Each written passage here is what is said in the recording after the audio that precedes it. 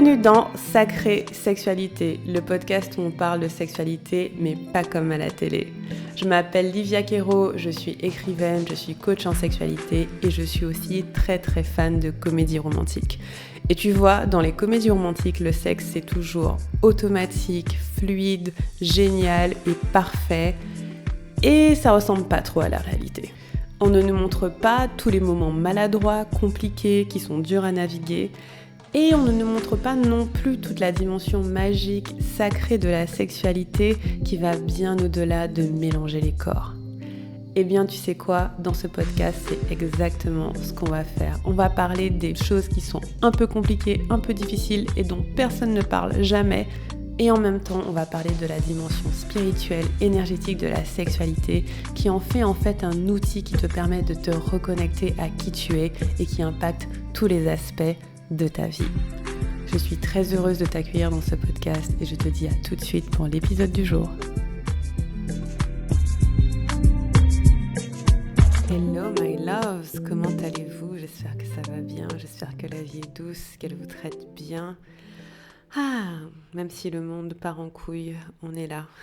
Il y a une chanson de carnaval à laquelle je pensais récemment.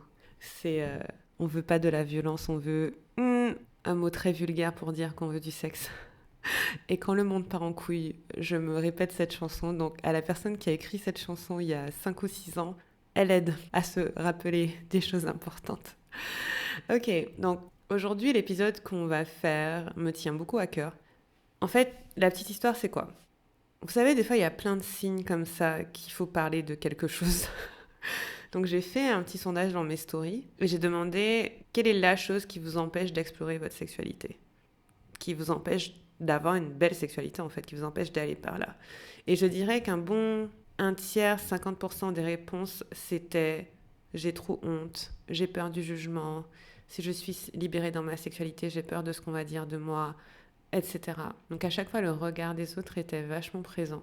Je me dis ah ouais ok, en fait j'y avais même pas pensé. À quel point il pouvait avoir de l'impact sur le fait d'explorer sa sexualité pour soi-même en fait. Mais oui, en fait c'est logique, on peut avoir peur de ce que va dire notre partenaire ou nos partenaires, peur de comment on sera perçu si ça devient un sujet important pour nous. Et en fait cette honte, elle est tellement ancrée que parfois elle n'a pas vraiment de raison objective, mentale d'être, c'est juste que dans notre corps on ressent que si je vais par là, ça va pas bien se passer. Et c'est très vrai, dans l'expression sexuelle, la chose qui va le plus nous freiner, c'est la honte. Moi je me rappelle quand j'ai commencé ce chemin, le chemin d'avoir une sexualité plus épanouie, j'ai commencé par apprendre à me donner du plaisir et j'avais terriblement honte. Mais genre j'avais des voix dans ma tête du style mais pour qui tu te prends, mais t'es trop une pauvre meuf, mais t'as même pas de mec, enfin c'était horrible en fait, et tu crois que t'es qui, tu crois que tu vas avoir ce genre de sexualité là, c'est pas pour toi, enfin waouh, des voix hyper dures, donc oui je comprends carrément. Et trop marrant, je rencontre quelqu'un récemment qui me suit depuis très longtemps, parce que je suis sur internet depuis plus de 10 ans, et la personne elle me dit le truc que j'aime avec toi c'est que t'as pas l'air de te soucier du regard des gens, et tu dis ce que t'as à dire comme t'as à le dire, peu importe et tout. Et je suis sérieux ? Et la personne m'a dit oui. Et le fait est que c'est vrai, dans de nombreuses mesures, je m'en fous royalement du regard des autres. Et je vais vous expliquer pourquoi et comment. Mais dans d'autres mesures, je suis comme tous les humains, le regard des autres compte beaucoup pour moi quand même. Et donc j'avais envie de parler de ça, à la fois faire un espèce d'épisode hybride entre mon histoire et mon vécu, et ce que je peux vous dire pour vous, pour explorer votre sexualité avec plus de liberté, plus de légèreté, plus d'authenticité aussi, être pleinement vous-même. Le truc, c'est que j'ai pris tellement de notes pour préparer cet épisode, genre je sais pas combien de pages de notes parce que j'avais trop d'idées, et du coup ça m'a embrouillée. Et ça fait que je sais même pas par où commencer. Et donc j'ai décidé que toutes mes notes, elles sont là, je les ai mises, elles sont à côté de moi. Et ce que je vais faire, c'est juste vous parler, vraiment vous parler comme ça vient, dans mon expression la plus libre et la plus vraie, n'est-ce pas ? On va incarner ce qu'on essaie de partager ici. Et à un moment, je ferai pause, j'irai regarder mes notes pour voir si j'ai oublié quelque chose et je compléterai. Et à la fin, je répondrai aussi à certaines questions qu'on m'a posées sur Instagram. Voilà, ça vous va ? On fait ça comme ça ? Let's go ! Déjà, la première chose à se dire, c'est pourquoi le regard des autres compte pour nous. Ça vient pas de nulle part, c'est tout à fait cohérent et c'est tout à fait important. Le regard des autres compte pour nous parce que quand on est enfant, ne pas appartenir à la communauté, c'est très dangereux. Quand vous êtes bébé, quand vous êtes enfant, ne pas être entouré, ne pas être aimé, c'est très dangereux parce qu'on peut vous abandonner et vous pouvez mourir, littéralement. Et donc ça, cette peur, elle est ancrée en nous. Et donc c'est pour ça que la peur d'être jugé, la peur d'être rejeté, la peur d'être isolé, ce sont des peurs qu'on ressent assez viscéralement. C'est parce qu'au fond, quand on est enfant et qu'on n'est pas encore indépendant, on a besoin du groupe, on a besoin de la communauté. Donc c'est pour ça que c'est codé à l'intérieur de nous. Mais plus tard aussi, vous verrez que, enfin vous le voyez déjà sûrement, c'est très dur de vivre hors du regard des autres sans être vu. En fait, si je ne suis pas vue, est-ce que j'existe ? Je pense que c'est la question philosophique qui est présente pour chacun d'entre nous. Si personne ne me voit, si personne ne me renvoie l'impact que j'ai dans le monde, la lumière que j'apporte dans le monde, est-ce que j'existe vraiment ? Je pense qu'il y a cette question un peu philosophique qui est là. Moi, je sais que quand je suis isolée, j'ai du mal. Quand je suis face à moi-même, j'ai un peu plus de mal parce que j'ai des doutes, je me questionne, est-ce que je fais ce qu'il faut, est-ce que c'est la bonne chose, est-ce que je mérite d'être aimée, est-ce que... Voilà, et le miroir, pas forcément le miroir, mais le regard que les autres portent sur nous est important pour nous. Dans bien des cas, il nous fait du bien en fait. Il nous apaise, il nous rassure. Et donc quand on parle de s'affranchir du regard des autres, c'est pas tous les regards, c'est certains regards. Et je pense que c'est ça la nuance importante, c'est qu'il y a un regard que certaines personnes portent sur vous qui est merveilleux, qui est excellent, qui est très important. Et il y a un regard que certaines personnes portent sur vous qui sert à rien, qui est nul, qui sert vraiment à rien. Je me rappelle d'une interview que j'avais vue de Rokhaya Diallo, que j'admire énormément. Elle a une force de ouf que perso, je sais que je n'aurais pas.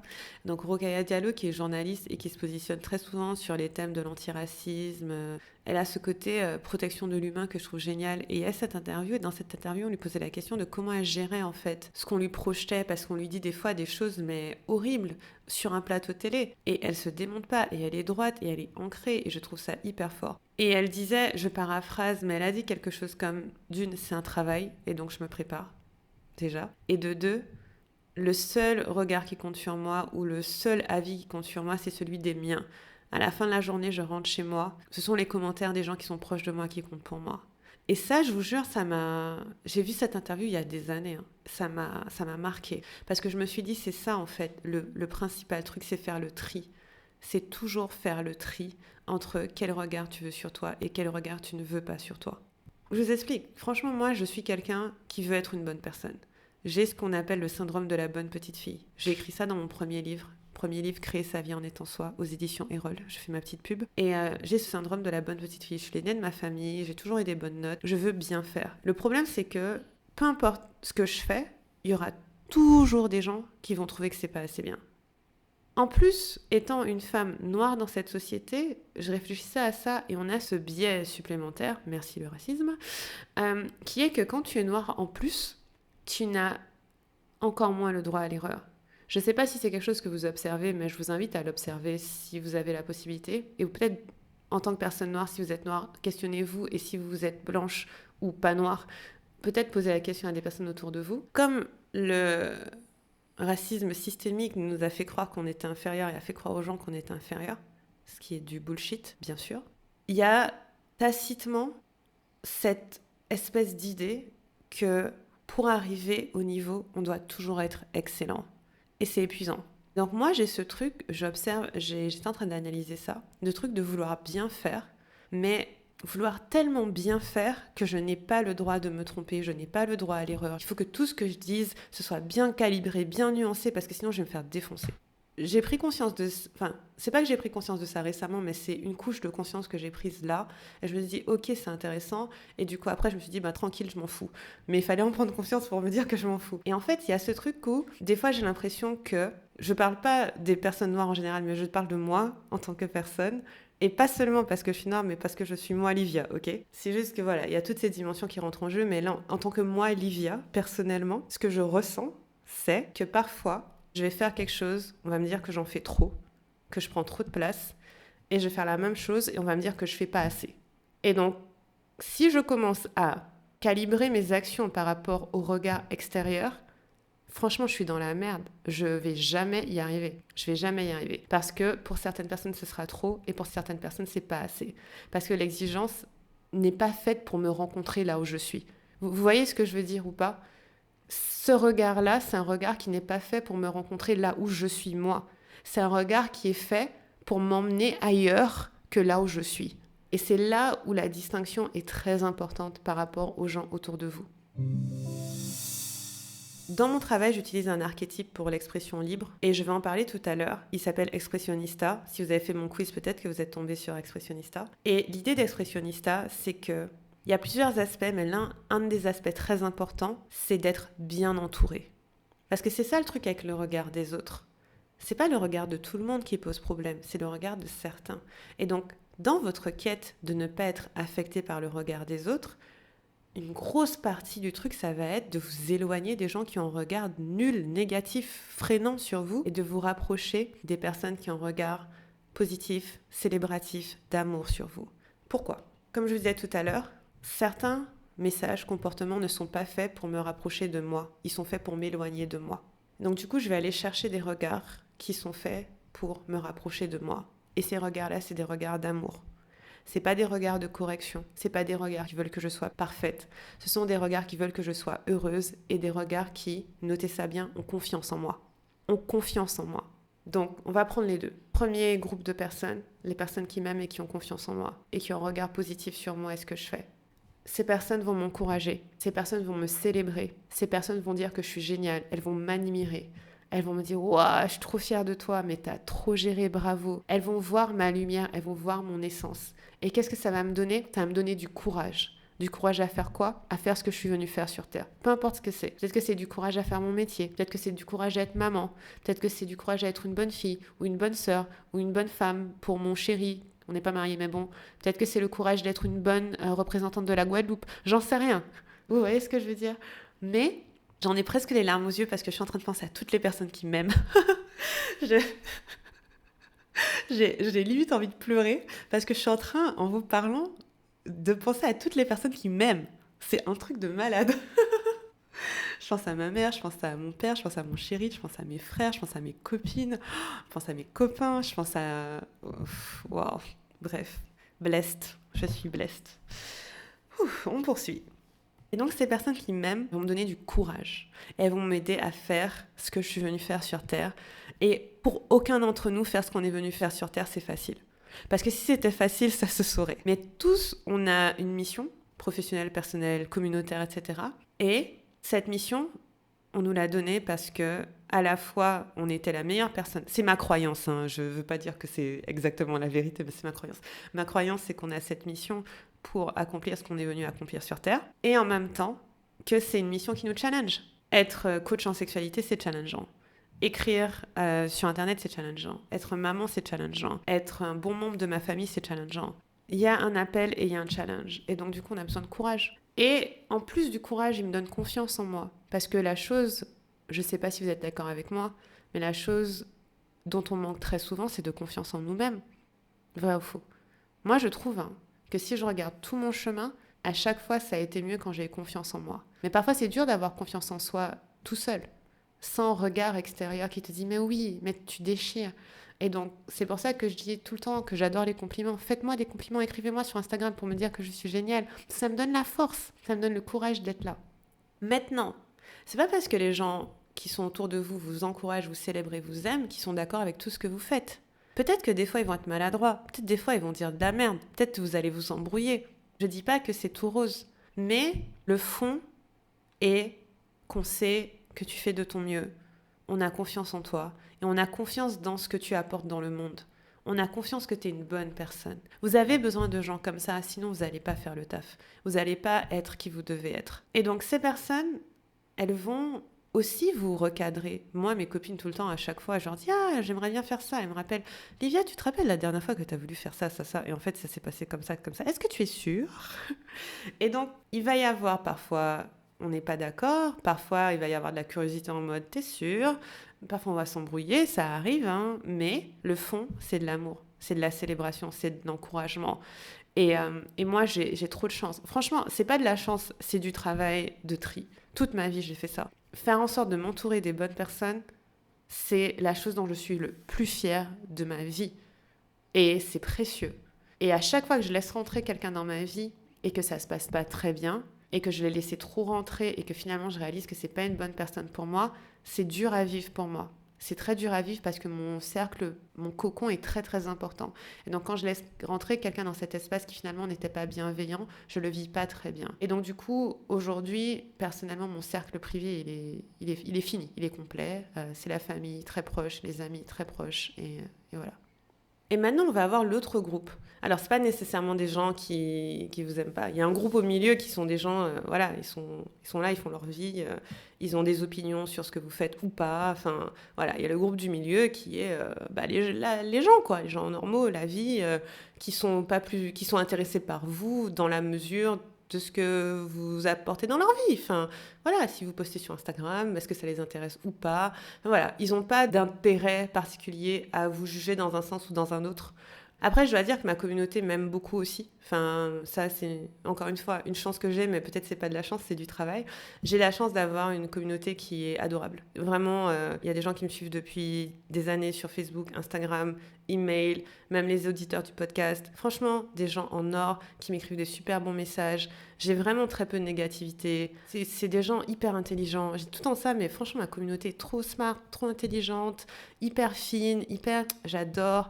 Et sophistiquée, tu vois, genre dans la réflexion, j'aime trop. Pareil pour mes clientes, des meufs en or, j'adore. Et je dois dire que ça, je dirais que c'est mon cercle un peu plus large de gens qui m'aiment et qui me célèbrent et qui m'encouragent parce que très sincèrement, je dois dire que 99% du temps, c'est ce que je reçois de ces personnes-là et ça me fait beaucoup de bien.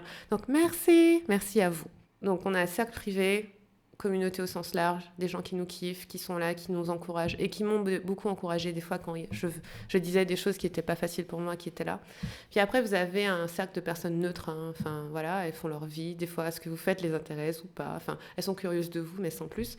Et puis vous avez des gens qui vous aiment pas particulièrement, qui vont vous faire des remarques qui sont négatives. Alors, ces mêmes personnes peuvent se trouver à différentes strates parce que j'en parlerai tout à l'heure, mais la même personne qui peut vous mettre sur un piédestal, c'est quelqu'un qui peut après décider que vous êtes un monstre. Il y a une chanson sur le sujet, je vous en parlerai. Bref, donc on va en parler tout à l'heure.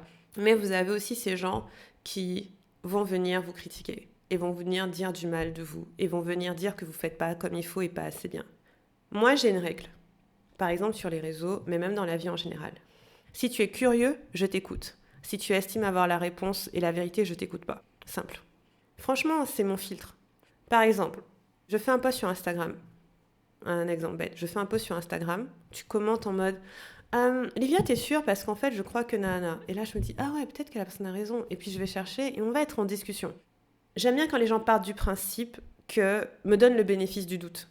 Qu'il y a quelque chose derrière. Un post Instagram, c'est maximum 10 likes. On n'a pas beaucoup d'espace pour dire les choses. Et donc, j'aime quand quelqu'un me donne le bénéfice du doute et me donne l'espace de m'exprimer et me pose une question. Ok, j'adore. Si quelqu'un vient en mode c'est pas ça, c'est ça, t'as pas dit ça, ça et tout, franchement, ça sert à rien. Moi, tu veux que je te dise quoi? Je dis ok. En plus, je déteste débattre. Je suis nulle en débat. J'aime pas avancer des arguments, des faits, tout ça. C'est fatigant pour moi. Pouah, je préfère juste, si tu n'es pas d'accord, ben va là-bas. Mais voilà. Et donc, ça, c'est mon filtre personnel et vous pouvez l'emprunter. Est-ce que tu viens avec une question ou est-ce que tu viens en disant que je dis de la merde et c'est tout? Parce que si tu es curieux ou curieuse de moi, on va plus facilement avancer.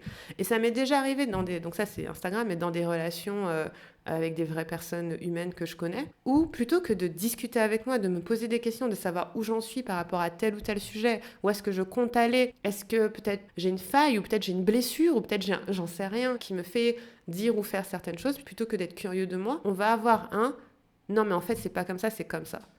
Si on revient à ce que je disais au tout début, est-ce que ça, en tant que personne, ça me rapproche de moi ou ça m'éloigne de moi? C'est ça le truc. Si tu me poses une question, que tu es curieux de moi, que tu essaies de comprendre, alors il y a des chances que ça me rapproche de moi parce qu'alors je suis capable de trouver quelle est la vérité pour moi. C'est cool, moi j'accepte et c'est le genre de feedback que j'aime beaucoup. Et si on faisait ça différemment, je me demande, tu vois, j'aime bien ça. Par contre, si tu viens en disant de toute façon, tu dis de la merde, tu fais de la merde, tout ce que tu fais, c'est de la merde, c'est nul. Moi, ok, tu veux que je te dise quoi? Je veux dire, d'accord. c'est ton avis, je suis pas d'accord avec toi parce que j'ai assez de gens qui m'aiment, qui me confortent dans le fait que je fais pas de la merde et que je dis pas de la merde. Et donc, si t'es pas d'accord, va ailleurs. Donc, on n'a pas de relation. Ça, franchement, ça m'a beaucoup aidé parce que c'est dur pour moi de distinguer parfois les gens qui sont bienveillants et les gens qui sont pas bienveillants. J'aime tout le monde. Je suis, comme je disais tout à l'heure, j'ai le syndrome de la bonne petite fille. Je veux vraiment être la gentille personne dans l'histoire. Je vais pas être méchante. Et donc, du coup, je vais partir du principe que tout le monde a bon cœur et que tout le monde fait de son mieux. Sauf que même si tout le monde a bon cœur et que tout le monde fait de son mieux, tout le monde a des traumas. Et donc, tout le monde a aussi des blessures et ces blessures vont être projetées sur nous. Et ça, c'est vrai aussi. Et donc, du coup, voilà, c'est ça qui m'aide. Donc, première chose, est-ce que ce commentaire me rapproche de moi ou m'éloigne de moi? Et me rapprocher de moi, c'est est-ce que je suis plus proche de l'essence de qui je suis en entendant ça ou pas? Et est-ce que c'est de la curiosité ou est-ce que c'est du jugement? Ah ah, j'ai pas dit le mot tout à l'heure, mais c'est ça. Est-ce que c'est de la curiosité ou est-ce que c'est du jugement? Parce qu'en fait, j'ai remarqué, je le vois, la meilleure façon de le voir, c'est les commentaires sur Instagram. Je vois les gens bienveillants, des gens malveillants, parce que les gens bienveillants sont curieux, les gens malveillants jugent. Quelqu'un de bienveillant, je vais dire un truc, par exemple, je vais affirmer quelque chose sur un sujet technique, les traumas. Livia, il me semble que il y a tel ou tel aspect que t'as pas dit, qu'est-ce que t'en penses? Ou bien est-ce que c'est un oubli? Ou bien est-ce que tu vas en parler dans un autre endroit? Ou bien ça va être j'ai observé que, je suis d'accord avec toi et j'ai observé que dans telle ou telle situation il y a de la nuance.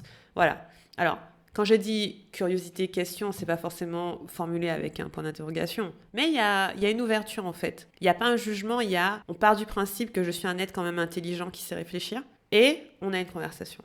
Parce que je vous jure, il y a un grand nombre de personnes qui croient que vous ne savez pas réfléchir par vous-même. Désolée, mais c'est trop vrai. Pardon, j'ai fait 30 secondes de rire. Je vous ai épargné ça. Mais je vous jure, le nombre de gens qui croient que vous ne savez pas réfléchir par vous-même, c'est un truc de malade. Ils croient qu'avant leur arrivée sur Terre, vous n'aviez pas de cerveau. C'est un truc de ouf. Bon, après, cette phrase n'a pas de sens parce que... Bref. Mais en tout cas, vous avez un cerveau. Vous savez réfléchir, vous savez raisonner, vous savez un cœur, vous savez ressentir. Voilà, donc, ok, très bien. Donc, on sait réfléchir, on est des gens intelligents, on part de ce principe-là. Et donc, du coup, c'est comme ça que je distingue les deux.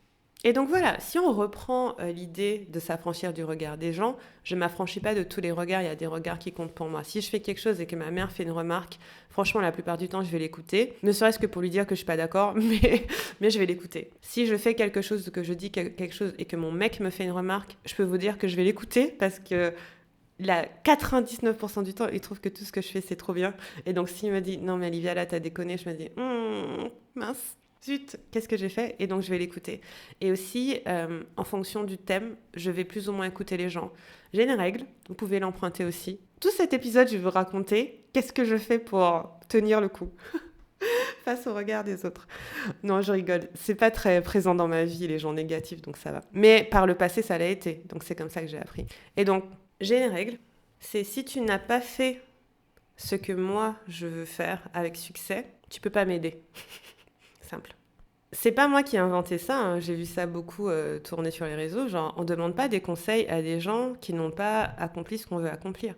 Si mon objectif, c'est d'être une bonne mère, je vais demander à des personnes qui ont des enfants et que j'estime être des bonnes mères. Je vais pas demander leur avis à des gens qui n'ont pas d'enfants. Enfin, ça veut pas dire que leur avis ne compte pas, mais c'est un avis très partiel qui n'est pas ancré dans l'expérience, dans l'étude empirique de ce que c'est. C'est de la théorie. Si je veux un conseil business, je vais demander à mes amis qui ont un business. Ça dépend du thème et tout. Mais si, par exemple, c'est sur gagner tant d'argent, je vais demander à des amis qui ont gagné tant d'argent. Si c'est sur gérer l'argent, je vais demander à des amis qui gèrent bien leur argent. Enfin, je sais pas, je suis pas débile, je vais demander des conseils à des gens qui ont l'air de savoir de quoi ils parlent. Ça me semble assez logique. Le problème, c'est que la plupart du temps, on va écouter du feedback de gens qui n'ont même pas accompli ce qu'on veut accomplir et qui du coup viennent avec nous avec de la théorie. Mais le truc, c'est que la théorie, quand ça n'a pas été testé par la pratique, ça sert à rien, ça vaut rien, ça vaut de la merde, ça vaut rien du tout, ça vaut zéro niette, caca, rien. Si ta théorie n'a pas été testée dans la matière, ça vaut rien parce qu'il y a tellement de nuances dans les interactions humaines. Par exemple, imaginons, voilà, j'ai un programme, c'est sur la sexualité, ok ? J'ai envie de savoir comment au mieux gérer mon programme. Je vais pas demander à quelqu'un qui n'a jamais fait de programme. Je vais pas demander à quelqu'un qui n'a jamais fait de programme sur la sexualité, donc avec des thèmes qui sont hyper sensibles. Cette personne, elle va me donner un point de vue, mais qui n'est pas testé dans la matière. C'est intéressant, je peux le prendre en compte et je peux l'analyser, mais jamais de la vie je vais l'appliquer tel quel. Parce que ça représente... De toute façon, je vais jamais rien appliquer tel quel. Mais je veux dire, parce que ça n'a pas été testé par la matière. Il y a tellement de nuances, il y a tellement de choses qu'on apprend que parce qu'on a fait, que tu peux venir avec toute la théorie du monde, tu peux venir à mon cousin a fait tel truc, ça n'a pas marché pour lui, ma cousine a fait tel truc, ça n'a pas marché pour elle. Ouais, ben en fait, c'est cool, mais ça m'aide pas. Donc voilà, donc déjà, demandez à des gens qui ont fait ce que vous avez accompli et qui ont fait ce que vous avez fait. Et je trouve que c'est une règle simple, mais assez fondamentale. Et je vous jure, des fois, on l'oublie. Hein. On oublie. On se dit, ah ouais, cette personne, elle a un tel ou tel avis, peut-être qu'elle a raison. Et après, tu te dis, attends, qu'est-ce qu'elle a accompli, cette personne, par rapport à ce que toi, tu veux accomplir? Est-ce qu'elle est consciente de toutes les nuances, de tous les enjeux, de tous les challenges, de tous les questionnements, de toute la complexité, de tous les petits détails qu'on ne ressent que quand on l'a vécu? Est-ce qu'elle est consciente de ça? Non? Alors, c'est pas la peine de l'écouter. Franchement, elle sait pas. C'est pas sa faute, elle sait juste pas. C'est pas grave, mais voilà. Un autre truc que j'ai remarqué, ça c'est trop intéressant, c'est que les personnes qui ont ce que vous voulez vont rarement vous critiquer en fait. C'est ouf. Par exemple, une personne qui est libérée sexuellement va rarement critiquer quelqu'un qui veut se libérer sexuellement. Ça semble logique. Bah oui.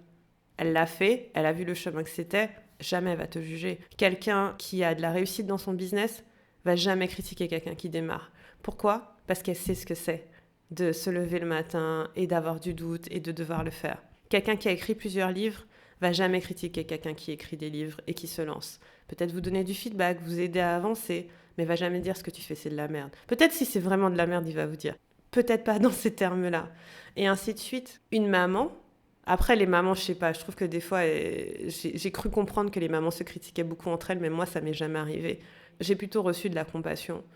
Mais disons, une mère qui élève ses enfants avec le style d'éducation que vous voudriez, avec la grâce, l'énergie, qui fait des jeux avec ses enfants, enfin, qui éduque ses enfants d'une façon où vous aimeriez éduquer vos enfants, eh ben, je pense pas qu'elle va critiquer puisque vous avez des valeurs similaires. Elle a accompli peut-être des choses que vous voulez accomplir, et donc peut-être qu'elle peut plus vous aider. Moi, j'ai jamais été critiquée vraiment dans ma maternité, donc je sais pas, peut-être que c'est le cas d'autres personnes. Mais généralement, en tout cas, c'est pas une science exacte, mais j'ai remarqué que les personnes qui ont le genre de vie que vous voulez et qui ont fait ce qu'il fallait pour ça, c'est rarement les gens qui vont vous critiquer. Les gens qui vont vous critiquer, c'est souvent les gens qui font rien.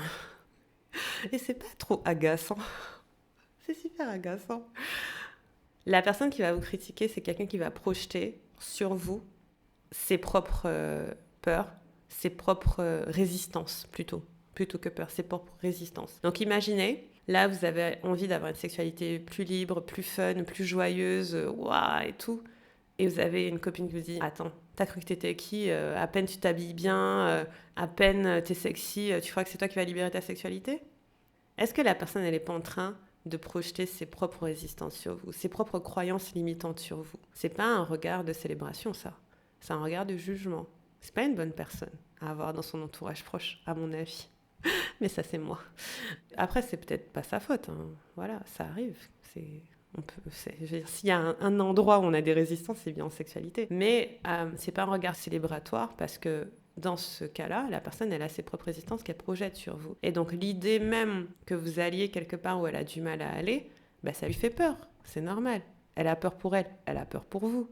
Ça fait sens. Et c'est comme ça pour quasiment tout. Très souvent, quand vous allez avoir envie de vous affranchir de quoi que ce soit, les premières personnes qui vont critiquer, c'est celles qui n'ont pas réussi à s'affranchir. Vrai ou faux? Quand vous allez vouloir vous affranchir de quoi que ce soit, les premières personnes qui vont critiquer, ce sont celles qui n'ont pas réussi à s'affranchir. Ce ne sont pas celles qui ont réussi à s'affranchir. Et c'est pareil pour la honte. Quand on a honte, qu'est-ce qui se passe? La honte, c'est pas une émotion qu'on a de façon innée. Un bébé n'a pas honte. Un bébé est triste, joyeux, content, a faim, etc. Mais il ne ressent pas de la honte. Pourquoi? Parce que la honte, c'est une émotion qu'on va projeter sur les autres. Donc c'est une émotion apprise. Ça va être quelque chose qu'on va intégrer comme étant « Ok, quand je fais ça, je peux être rejetée et donc je ne vais pas le faire. » Et donc très souvent, même dans tous les cas, la honte est projetée sur nous par l'extérieur. Alors il y a des hontes qui sont utiles. C'est normal d'avoir honte de frapper quelqu'un. Parce que frapper quelqu'un, c'est pas cool, c'est mal. Et donc c'est normal d'avoir honte parce que j'ai levé la main sur mon enfant et putain, j'ai trop honte d'avoir fait ça et tout. Mais il y a des hontes qui ne sont pas utiles, qui servent pas dans la société, qui sont juste là pour nous réprimer et nous empêcher d'être nous-mêmes, nous empêcher de vivre pleinement en étant nous-mêmes. Et donc là, dans ce cas-là, il faut l'interroger, la honte. Par exemple, d'où ça vient ? Qui m'a appris ça ? Est-ce que c'est vraiment vrai ? Est-ce que c'est vraiment vrai que c'est mal de se donner du plaisir ? Qui m'a appris ça ? D'où ça vient ? Est-ce que c'est vraiment vrai que je ne peux pas être moi-même dans une relation ? Que si je suis moi-même, on va me quitter ? Est-ce que c'est vrai ? Quelqu'un m'a appris ça ? Qui m'a appris ça ? Est-ce que c'est vraiment vrai que j'ai pas le droit de me mettre le ventre à l'air quand j'ai des bourrelets ? Qui m'a appris ça ? Ainsi de suite. Et en fait, la honte, l'invitation, c'est d'interroger. Et le contraire de la honte, c'est la fierté. C'est d'être fier. Je suis fière de montrer mes bourrelets quand je vais sur la plage.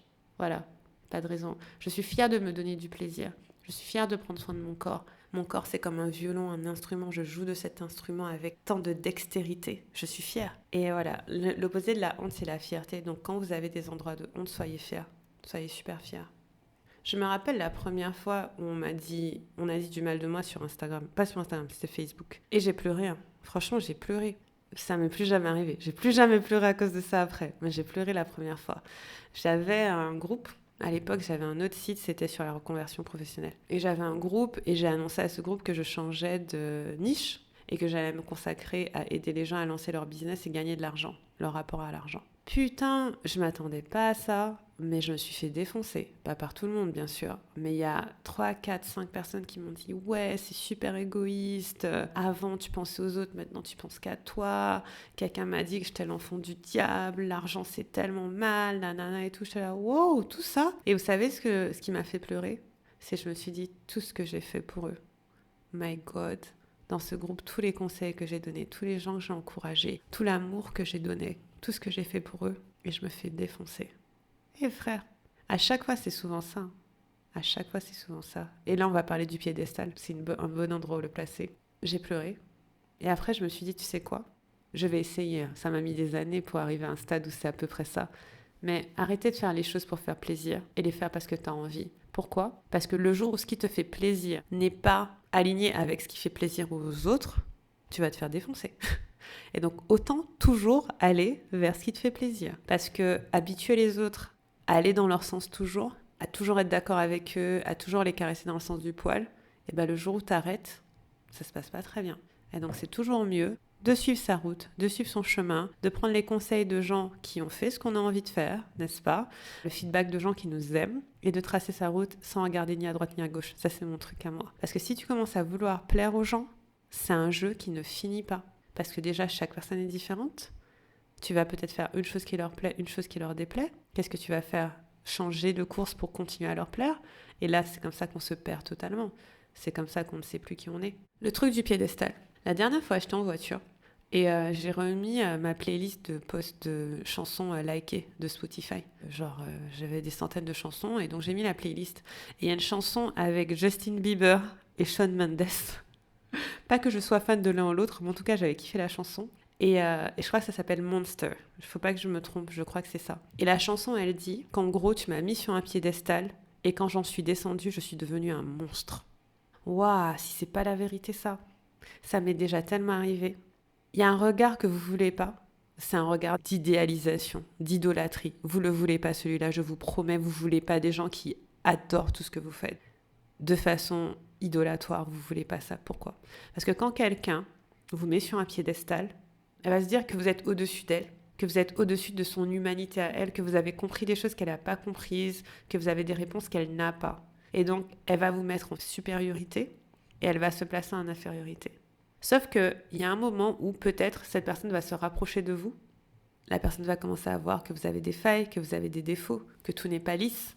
Et elle va dire « Attends, mais moi je croyais que cette personne était parfaite. En fait, elle n'est pas parfaite. » Si c'est quelqu'un qui est dans la catégorie des gens qui sont prêts à vous célébrer, elle va dire « Ah cool, on est pareil, on est humain et je célèbre ton humanité. Je célèbre ton imperfection parce que je me retrouve dans ces imperfections. » Mais si c'est quelqu'un qui est du camp de tout de suite prêt à vous juger, non seulement vous allez descendre du piédestal, mais vous allez finir à 36 mètres sous terre du piédestal. Parce que, à ses yeux, vous l'avez arnaqué. Ah ben oui, vous lui avez donné l'image que tout était parfait, que tout était lisse, que vous n'aviez pas de soucis, que vous étiez au-dessus d'elle. Puis elle réalise que vous êtes humaine, que vous êtes normale, que vous avez des incohérences, des choses qui font pas toujours sens, que vous avez des paradoxes. Elle se dit, mais je me suis fait avoir. Je lui ai fait confiance plus à elle qu'à moi, et je me suis fait avoir. Bam, vous devenez un monstre. Vous devenez un putain de monstre. Vous allez bien, bien, bien en dessous. Et moi, je vous dis ça d'expérience. Je vous dis pas ça en théorie. C'est la vérité, que c'est des choses qui me sont arrivées. Et c'est pour ça que, personnellement, j'essaie du mieux possible de montrer que je ne suis rien d'autre qu'une humaine qui galère comme tout le monde à trouver les réponses au mystère de la vie. N'est-ce pas? J'ai pas toutes les réponses. Et je pense que c'est important de ne pas chercher à être mis sur un piédestal, mais que si quelqu'un vous met sur un piédestal, vous lui dites tout de suite non. Je n'ai pas plus de pouvoir que toi. Je ne sais pas mieux que toi. Je sais ce que je sais pour moi. Tu sais ce que tu sais pour toi. Et moi, j'essaie au maximum de renvoyer les gens à eux-mêmes. Ça marche pas toujours. Il y en a qui... De toute façon, peut-être c'est trop tard, vous êtes déjà descendu du piédestal, peut-être vous êtes bien branché sur le piédestal, je sais pas. Mais moi, du mieux que je peux, j'essaie de rappeler aux gens que je ne suis pas mieux qu'eux, ils ne sont pas mieux que moi. On est tous des humains, on a tous nos forces, nos faiblesses, nos talents, les choses qui nous appellent, les choses qui ne nous appellent pas.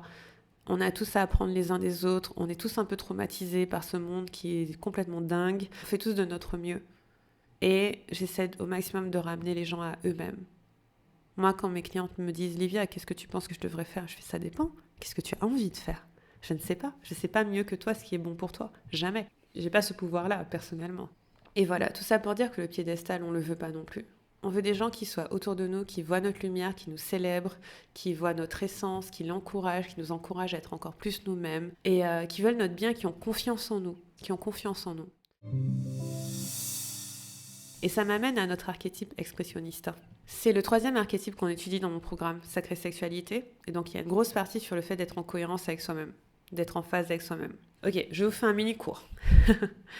Expressionnista, si on est dans un jardin, c'est un peu la belle fleur, la fleur qui s'épanouit, qui s'ouvre en grand. Elle s'ouvre en grand quand on lui dit des bonnes choses, quand on l'encourage, quand on la célèbre, quand on flirte avec elle. Elle est dans son expression libre.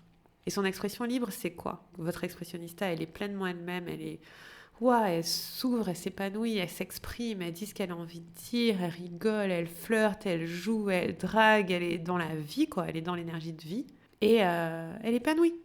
Mais si on projette l'expressionnista de la honte, elle se referme. Elle devient toute flétrie. Sa lumière s'éteint, elle devient terne.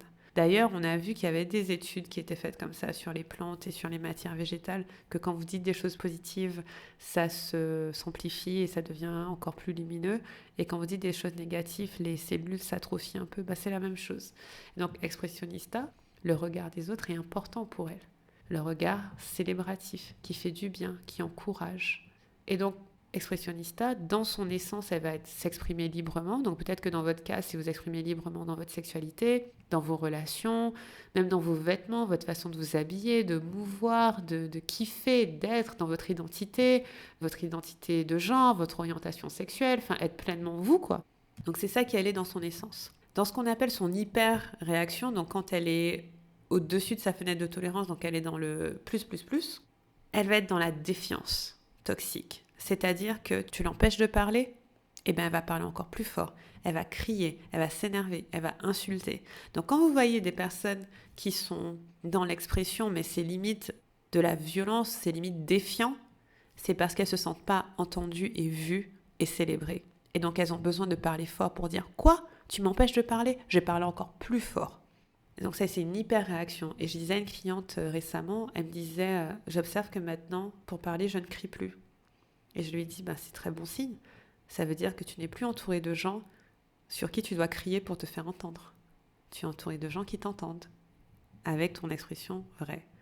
Et donc si tu dois crier pour te faire entendre, tu n'es probablement pas entouré des bonnes personnes. Ou ces personnes, peut-être, elles aussi, elles ont besoin d'apaiser leur expressionnista. L'hyporéaction, donc on est en dessous de la fenêtre de tolérance, donc quand on est en dessous de notre essence, c'est qu'on va éteindre sa lumière. Donc expressionnista va éteindre sa lumière, elle va se mettre toute petite, toute flétrie, donc elle va pas s'exprimer. Elle va pas dire ce qu'elle a à dire. Elle va pas s'habiller comme elle veut s'habiller. Elle va se cacher parce qu'elle se dit, en fait, quand je suis moi-même, je suis pas acceptée. Quand je suis moi-même, je suis pas aimée. Et donc, du coup, je vais pas être moi-même, je vais être ce qu'on veut que je sois. C'est pas grave. Et donc, elle va se faire toute petite. Elle va se faire toute petite. Et voilà. Et c'est très dommage. Pourquoi c'est dommage? Parce que non seulement elle va s'exprimer, et c'est bien pour elle de s'exprimer, c'est bien pour chacun de s'exprimer librement et d'être soi, mais le truc c'est que quand on est pleinement soi, quand on s'exprime librement, quand on est... Et quand je dis librement, c'est bien sûr dans le respect des autres, hein, dans l'amour des autres aussi. Ils ont le droit aussi de se sentir bien dans leur peau. Donc c'est pas pour aller... Voilà, on n'est pas... On est des gens cool quand même. Mais s'exprimer librement, ça fait quoi? Non seulement c'est apaisant pour moi, pour nous, pour mon corps, mon système nerveux, mais en plus ça me permet d'amener ma médecine dans le monde.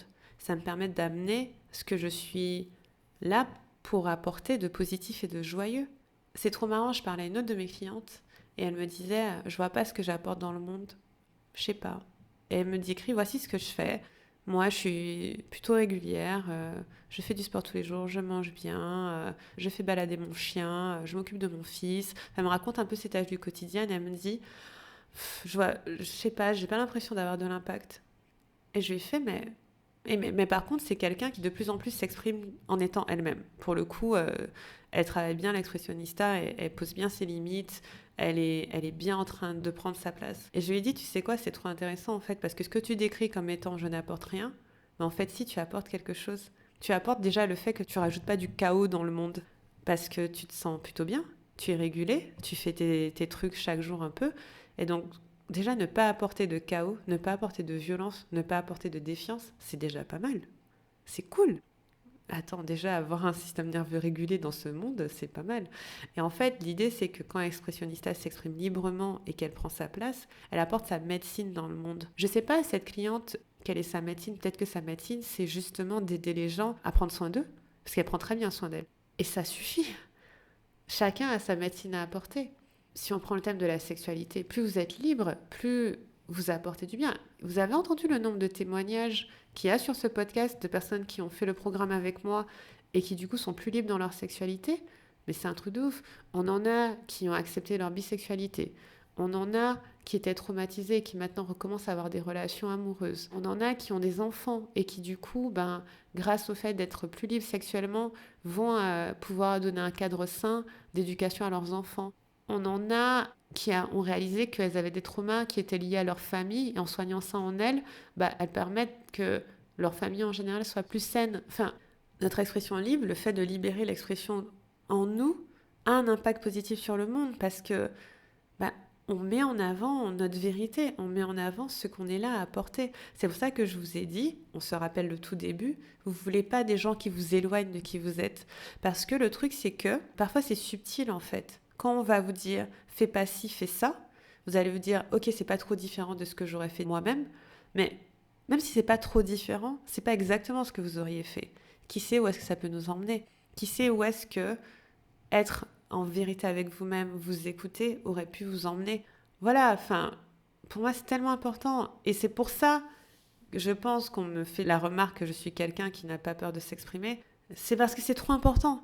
Je veux dire, c'est trop important. Ce que j'ai à proposer au monde est trop important. Et je le dis pas par arrogance, je le dis parce que je le crois de chaque personne. Si je suis sur Terre et que je fais pas ce pourquoi je suis là, mais ça n'a pas de sens en fait. Donc il y a le faire ce pourquoi je suis là, mais il y a aussi être qui je suis. Tout simplement, j'ai même pas besoin de produire.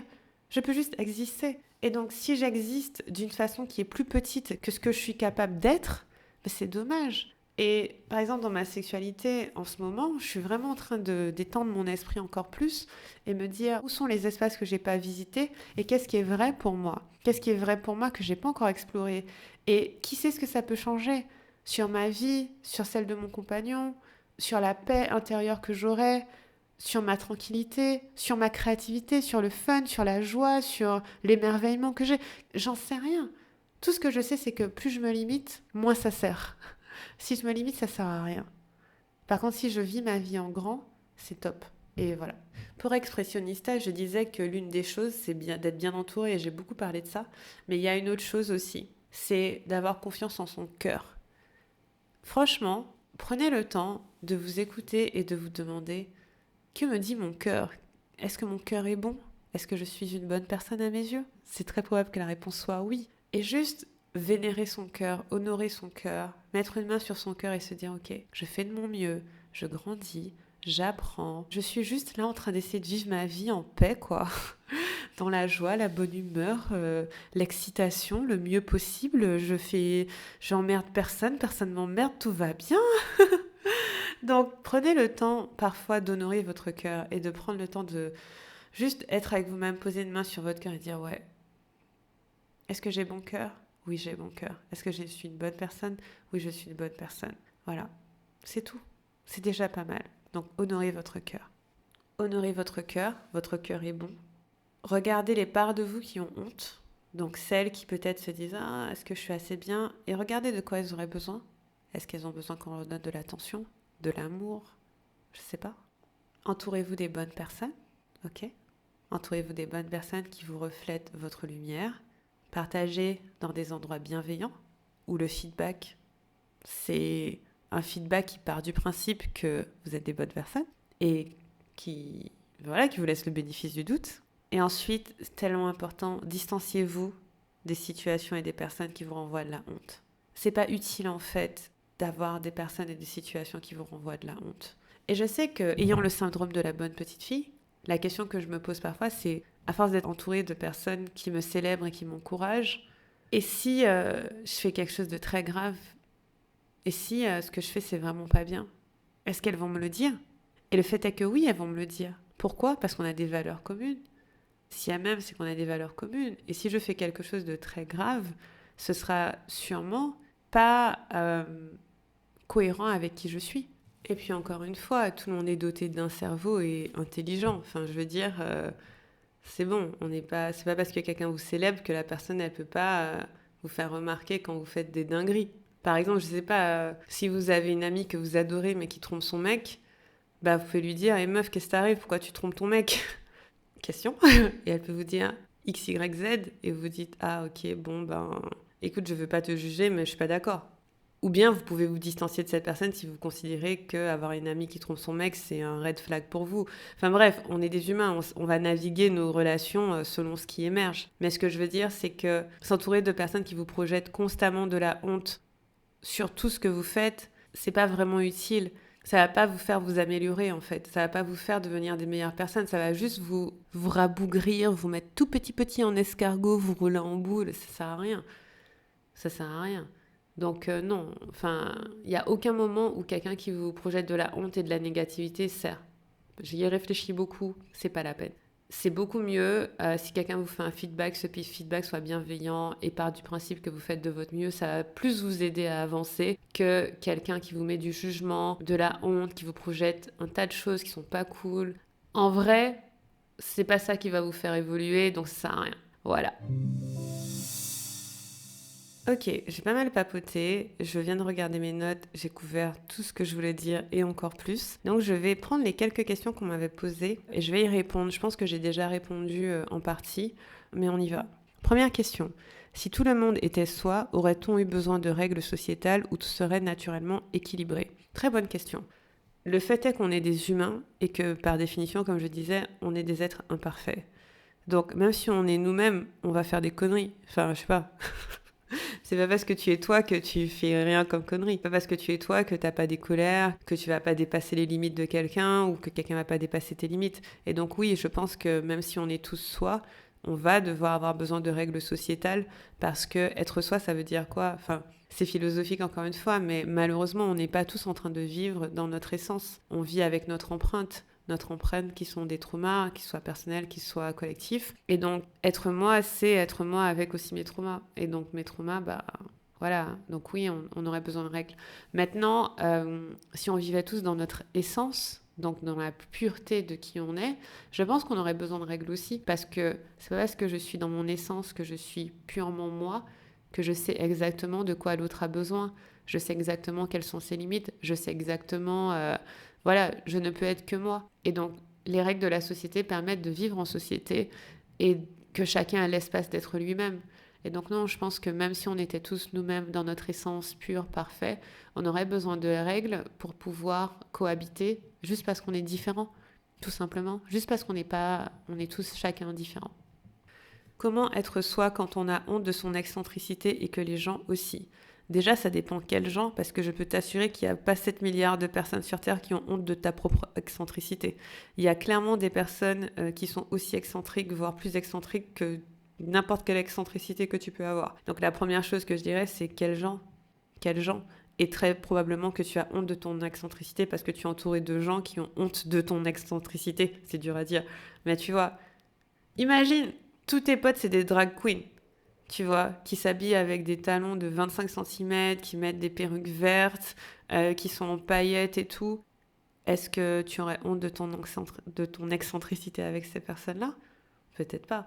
Et donc pour moi, t'es mal entouré, c'est tout. Désolée, des fois je parle, mais je suis un peu trop directe, mais c'est vrai. Si quelqu'un a honte que tu sois excentrique, c'est qu'elle a un problème, elle, avec l'excentricité, et qu'elle te projette ce problème-là. Si tu étais entouré de personnes pour qui c'est pas un problème, tu n'aurais pas honte.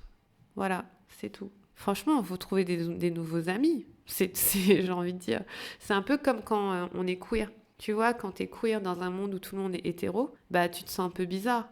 Mais une fois que tu trouves ta communauté queer et que tu vois qu'il y a tellement de possibilités, que c'est tellement vaste, bah tu te sens plus du tout bizarre, tu te sens appartenir. Et donc du coup, la question c'est comment peux-tu trouver un groupe auquel tu appartiens? Autre question, que penses-tu du besoin de validation dans le milieu professionnel pour un débutant? Bah, il faut pas confondre la personne que tu es et tes compétences. C'est pas mon rôle de valider la personne que tu es. Je veux dire, tu es une humaine, tu es merveilleuse, tu es parfaite. Enfin, qu'est-ce que je vais dire? Qu'est-ce que je vais dire? Qu'est-ce que tu veux que je valide chez toi qui n'est pas déjà validé par ton existence elle-même? Enfin, rien à dire. Par contre, il y a une question de compétence et de compatibilité. Tu vois, quand tu es débutant, bah, peut-être que tu as des compétences qui démarrent. Bah, on va voir ensemble où est-ce que tu as des facilités, quelles sont les choses qui sont fluides pour toi. Moi, j'ai une équipe, je vois que certaines choses sont fluides pour certaines et pas pour d'autres, et que certaines choses sont pas fluides pour certaines et elles le sont pour d'autres. Enfin, tu vois, c'est pas une question de les valider, c'est plus savoir qui sont les gens avec qui on interagit. Et donc, quelles sont les compétences, quels sont les points forts de la personne, quels sont ses points faibles. Et du coup, une fois que je sais quelles sont les compétences de la personne, comment on peut les amplifier, comment on peut les faire prendre plus de place. Et est-ce que c'est compatible avec moi et ce que je fais? Parce que peut-être que les compétences de cette personne sont géniales, ou en tout cas qu'il y a l'espace pour que ces compétences grandissent, mais que c'est pas un besoin que j'ai et que c'est pas compatible avec ce que je fais. Donc tu vois, pour moi, le milieu professionnel ou n'importe quel milieu ne va pas te valider en tant que personne parce que tu es déjà validée. Tu es merveilleuse parce que tu existes, tu es sur Terre. Enfin, qu'est-ce que tu veux qu'on valide? Après, ça va être dans ta façon d'apprendre, ta façon de grandir, tes compétences, etc. Mais ça, c'est pas toi. Les compétences, ça se développe et ça s'apprend. Et donc oui, on est tous débutants quelque part et on grandit, on apprend, mais ça veut rien dire sur qui on est, nous. Le regard de l'autre participe à notre construction lorsque l'on est petit. En grandissant, on a la capacité de s'en affranchir pour vivre mieux. C'est mon avis, quel est le tien? Mais pour moi, en grandissant, tu as la capacité de discerner quel regard tu veux sur toi. C'est ce que je disais dans cet épisode. On ne peut pas s'affranchir totalement du regard des autres. De toute façon, on ne pourrait pas vivre sans le regard des autres. On a besoin du regard des autres pour se sentir exister. Franchement, dans bien des cas. Enfin, je dirais dans 99,9% des cas. Et donc, du coup, en grandissant, on choisit quel regard on veut avoir sur nous. C'est comme ça que je le verrais. Comment changer l'importance du regard des autres par rapport au regard de soi-même? Changer le ratio. Eh bien, j'aurais choisi plus de personnes qui te voient comme toi, tu as envie de te voir autour de toi. Tu vois, parce que, imagine, tu te vois d'une certaine façon et tout le monde autour de toi te voit différemment. Mais tu vas être constamment en lutte, tu vas constamment essayer de te battre et de convaincre et d'expliquer que tu as ta place d'exister, que tu comptes. Enfin, c'est pas agréable. Et donc du coup, je me serais entourée de personnes qui me voient comme j'aime me voir, qui ont un regard sur moi qui est le regard que moi-même j'aimerais avoir sur moi. Et ensuite, si tu as tendance à être affecté par des regards qui sont pas bienveillants sur toi, et donc des regards qui te font dévier de qui tu es, moi je me serais rappelé qui je suis, mais surtout qui je sers. J'ai pas dit ça plus tôt, mais c'est un truc qui m'aide beaucoup. Qui sont mes gens? Ma mère me dit toujours de pas me soucier des gens qui me donnent pas à manger. Elle me dit, est-ce que cette personne te nourrit? Non, bah laisse. Et c'est un peu cette idée, c'est un peu cette idée-là que qui tu sers au sens très large, pour qui tu es, pour qui tu existes, tu vois. qui compte pour toi? Qui est important pour toi? Par exemple, qui je sers? Moi, je sers ma communauté, je sers ma famille, je sers mon bébé, je sers mon chéri, dans le sens le plus pur du terme, c'est-à-dire que je suis là pour leur apporter ce qu'il y a de meilleur. C'est pas dans le sens productif, mais dans le sens mon existence, je veux qu'elle serve à aider ces gens-là à se sentir mieux. Et donc, je me rappelle que c'est eux. Et donc, quand par exemple, le regard des autres va me dire fais pas ci, fais pas ça, etc., je vais me demander attends, la personne qui me dit ça, est-ce qu'elle est dans la catégorie des gens que je sers? Est-ce qu'elle est dans la catégorie des gens pour qui à qui ma lumière est destinée? Probablement pas, en fait. C'est tellement vrai que je suis en train de penser à plein d'autres situations où c'est exactement ça. C'est pas destiné à ces gens-là. Et donc, du coup, bah, ça m'intéresse pas. Et donc, toujours se rappeler à qui ma lumière est destinée. Pour qui je fais ça? Pour qui j'existe? Qui compte pour moi? Tu vois? Et quand tu sais qui compte pour toi, c'est tellement plus facile d'ignorer les autres. Un peu comme elle disait Rokaya, qui se soucie surtout des siens, de ses proches. Bah oui, quand tu sais qui tu sers, qui compte pour toi, je peux te jurer que le tri, il est vachement vite fait. Parce que quelqu'un qui compte pour toi, déjà, va pas s'adresser à toi pareil, mais va avoir de la reconnaissance pour ta présence aussi, tu vois. Donc ouais, à la fois je me serais entourée de gens qui me renvoient une image de moi que j'aime, et à la fois je me serais rappelé qui je sers, pour qui je suis là, pour qui j'existe, qui compte pour moi. Sachant que bien sûr la première personne pour qui tu existes c'est toi-même. Hein. Je le rappelle, histoire que vous ne deveniez pas des gens martyrs sacrificiels parce que vous avez écouté mon podcast. Non, la première personne que tu sers c'est toi-même. Mais je veux dire au-delà de ça, quand on pense aux autres, c'est voilà, pour qui tu fais ça, ça aide. Et voilà, je pense que c'est un bon endroit pour conclure cet épisode. Merci de l'avoir écouté. J'aimerais trop, trop avoir vos retours, vraiment, vraiment. Vous pouvez m'écrire sur Instagram à Livia Quero. Comme ça, je saurai si ça vous a aidé. J'aimerais trop, trop, trop savoir. Je suis trop curieuse. Et vous pouvez aussi, si vous êtes sur Spotify, commenter en dessous de l'épisode. Mais sinon, écrivez-moi sur Insta ou bien taguez-moi dans vos stories. Voilà, je vous embrasse très fort et je vous dis à très bientôt pour un prochain épisode. Salut!